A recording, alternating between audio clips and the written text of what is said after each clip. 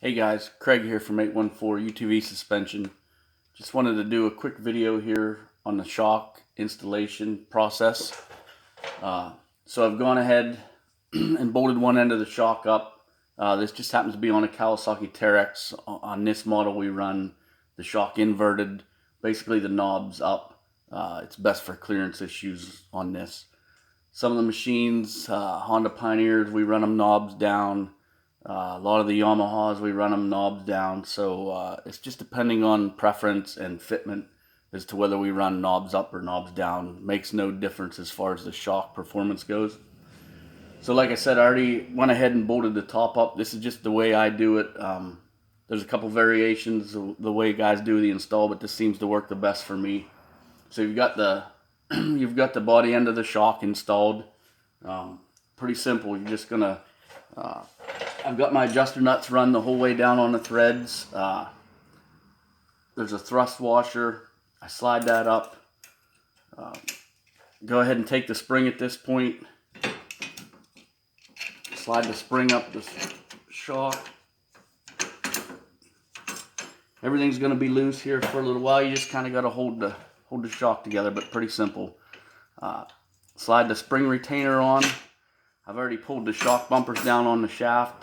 In the other video I explained that, how they need pulled down. So you just want to let everything loose. Go ahead and line the shock up.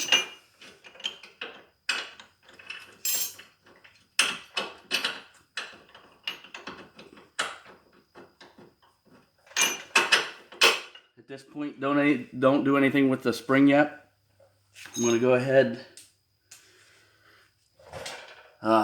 I've already got the, like I said earlier, I already have the bolt through.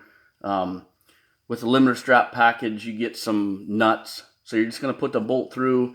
You're going to put the regular nut on, just like you'd bolt a regular shock up. This model, we call for a smaller jam nut. So I've already got the jam nut on there to space the limiter strap out away from the spring. So go ahead and put the limiter strap on. At this point, the reason you've left everything loose is so you have the ability to lift everything up to get this limiter strap attached on the bottom side here. So I'm going to go ahead and lift the A-arm up, attach the limiter strap.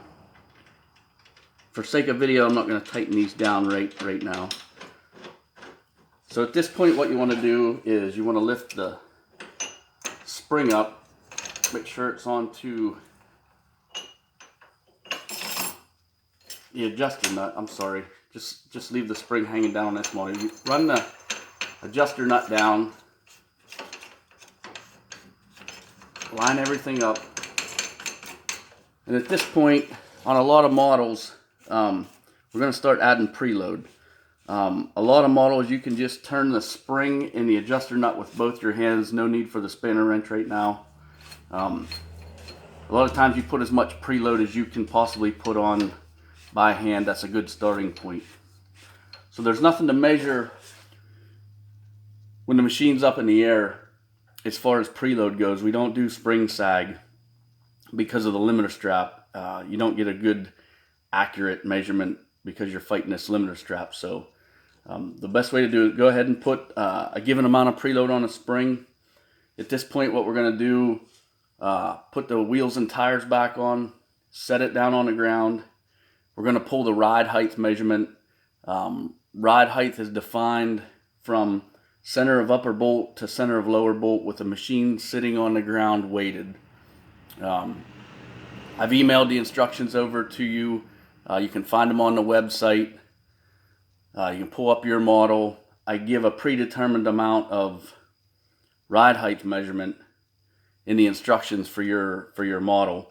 So one of the things that confuse guys, so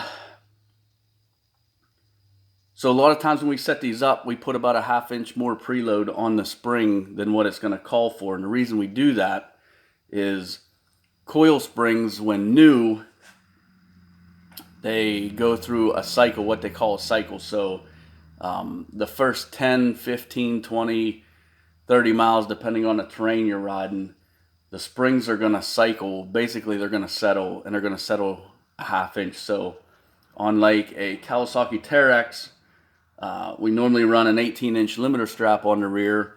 So the easiest way is to set the ride height bolt to bolt with a machine on the ground at 17.5 inches. And it's going to look like there's not much down travel. It's going to look like the strap's pretty tight when it's sitting on the ground. But those first few miles you put on it, we'll call it a break-in period. The springs are going to cycle, so you're going to lose a 1/2 inch off that measurement, and the limiter straps are going to start to stretch. So as you ride, you'll create travel. And if it falls into where it needs to be, which on a Kawasaki Terex is 17 inches, when we do it this way, we won't have to go back after the spring cycle and re-preload the springs. Most of the time, I mean, it's really a good idea to check it. One of the biggest mistakes guys make are they preload the spring, then they go ride it, the springs settle, and then they think they have to preload the spring back up to the original measurement. And if you're setting it up the way I just described, that's not the way to do it. If you get too much preload on a spring, you don't have any down travel. It's going to hamper the ride. So that's it in a nutshell. Hope this helps you guys out. If you need anything, as always, just give us a call here at 814-339-5533. If you need the instructions, you can visit the website www.814utvsuspension.com. Thanks, guys.